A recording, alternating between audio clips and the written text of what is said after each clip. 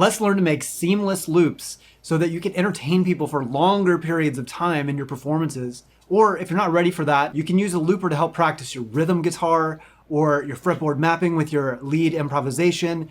The list of benefits of the looper, it just goes on and on forever. And it's really, really fun, but you got to be able to get a good start. And that's what I'm going to show you right now. Let's jump right in. 1, 2, 3, 4.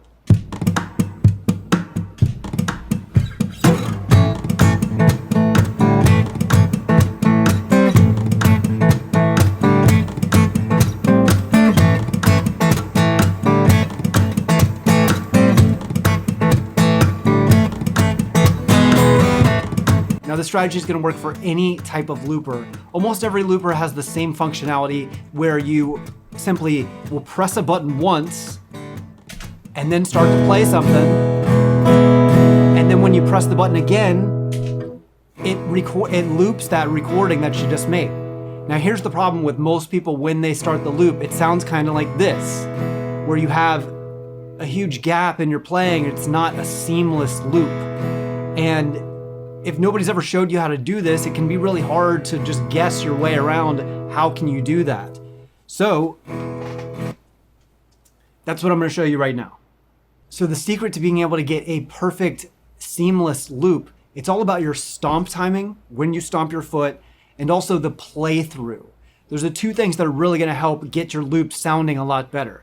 And let me just demonstrate it real quick what I mean by that, and then I'll show you the exercises so that you can start to practice this. We're going to use really simple examples for this lesson so that if you're a beginner, you can still follow along. First thing, you're just going to have a tempo set in your mind. 1, 2, 3, 4.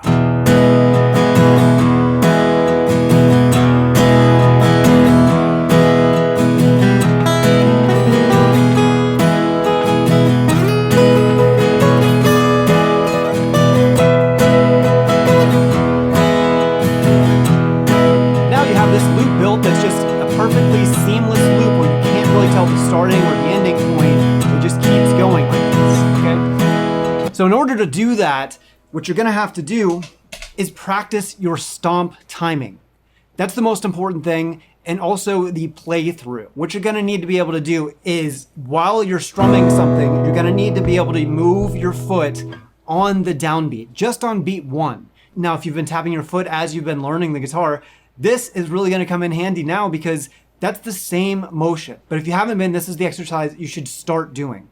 So if you can do a strumming pattern, something like this, I'm holding an E chord and just strumming. 1, 2, 3, and 1, 2, 3, and 4. What you're going to want to practice is stomping your right foot or your left foot. Just pick one now. It really doesn't matter, either one. On the downbeat. So we're going to practice doing like this. So watch my foot as I'm playing. So 1, 2, 3, 4, stomp. Stomp.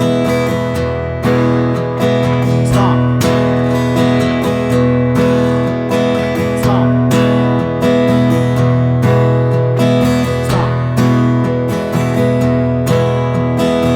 Now notice now I'm not stomping on anything. I'm just practicing the motion. I'm practicing the motion of putting my foot down on beat 1. Once you're able to get that synced up with your body, you're just going to transfer that motion over to stomping on the actual button.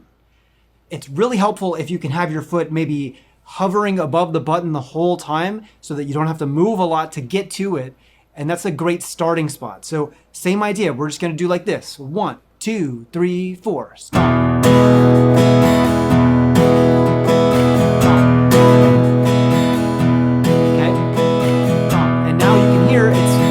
Much a perfect seamless loop. The second thing that's going to help the most is when you stomp the second time to get the loop going again, you must keep playing. Don't just stomp and stop. You want to do it like this. So again, when we practice our stomp, 2, 3, and 4, and stomp, 2, 3, and 4, and stomp, 2. That's exactly what you want to do. When you hit the stomp to get your looper to loop again, you're going to want to keep playing on top of it. This is going to do two things. It's going to make the loop seamless, like eliminate the little gaps that are going to be from the end of the first loop to when the loop starts over again. The second thing it's going to do, it's going to help give you a little bit of feedback of whether or not you clicked at the right spot. And some of you might be thinking, well, that's great and all, but I'm not sure if I can do a strumming pattern and do my foot at the same time. If that's you, then practice this exercise. Forget strumming, just do downstrokes. And we're going to count.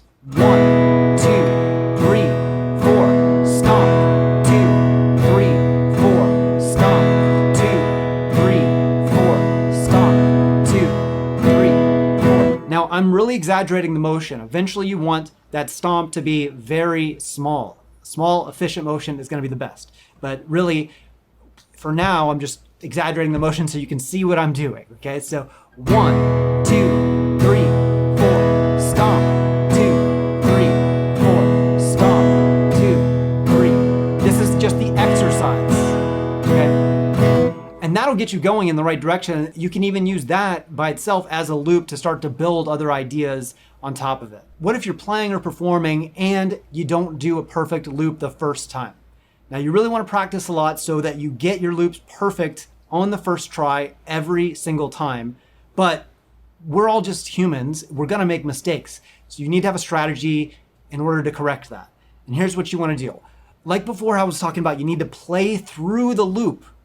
Now I'm going to do an example of a bad type loop and I'm going to play through it. You'll hear how the loop and my playing are going to be off track. And what I'm going to do is continue playing.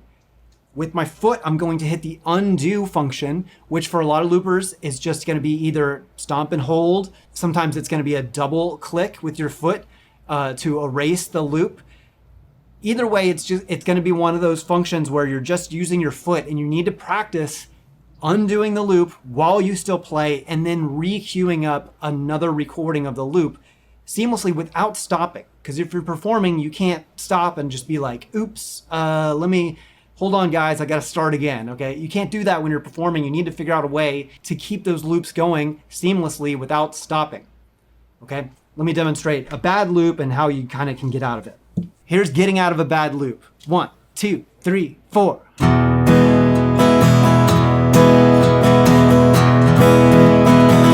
I can hear that it's off.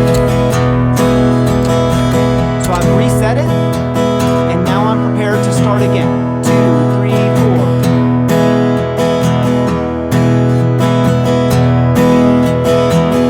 And now I'm playing along with it. And as soon as I stop playing, it's in the exact spot where I stopped. 1, 2, 3, 4. 1, 2, 3, 4. 1, 2.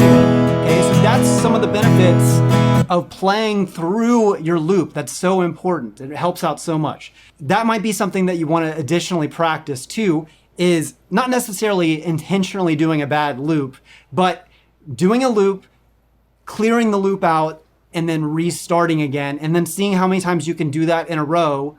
You want to be able to get this to where you can do it basically on your first try perfectly every time. Now, just a note on perfect loops.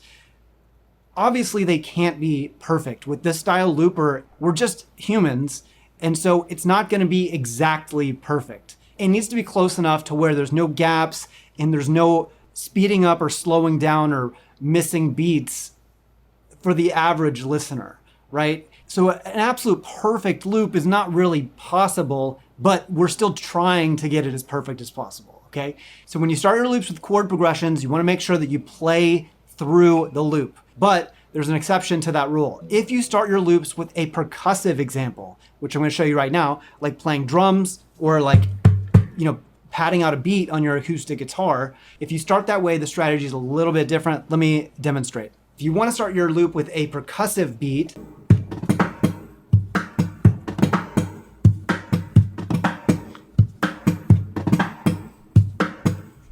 the strategy is going to be a little bit different. So for this example, you don't want to play through. You want to click on the first one, but as soon as the loop starts again, you want to stop your percussive loop. Let me demonstrate why you want to do that. So I'm going to do a bad example first. So I'll just do this, a basic kind of kick drum example to demonstrate why that doesn't work. 1, 2, 3, 4.